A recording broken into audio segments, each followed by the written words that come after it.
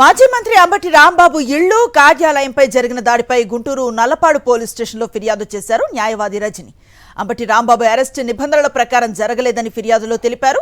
అంబటి రాంబాబుపై దాడి చేసిన వారిపై చర్యలు తీసుకోవాలని డిమాండ్ చేశారు. చిల్లీ సెంటర్లో తిరుమల లడ్డూపై అసత్య ప్రచారం చేస్తూ కట్టిన ఫ్లెక్సీలు తొలగించి కఠిన చర్యలు తీసుకోవాలని ఫిర్యాదులో తెలిపారు న్యాయవాది రజని.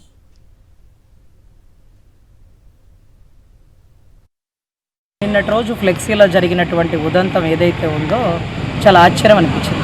ఒక ఫ్లెక్సీ ఇన్ని గొడవలకి దారి తీస్తుందని ఫ్లెక్సీ చూడగానే అనుకున్నాను. అది రెచ్చగొట్టే ధోరణితో ఉంది.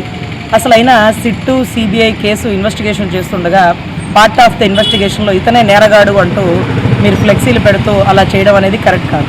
రెచ్చగొట్టే ధోరణితోనే చేశారు, కొట్టుకోవాలనే ధోరణితోనే చేశారు. అది ఒకచోట కాదు, రాష్ట్రం అంతా చేశారు. అది హేయమైన చర్య అంటూ వాళ్ళు చింపేస్తారని మీకు తెలుసు, వాళ్ళు చింపేస్తారని తెలుసు. అప్పుడు మీరు తిరగబడాలని అనుకుని జరిగినటువంటి చర్యలాగా అనిపించిందేమో, నాకైతే తెలియలేదు.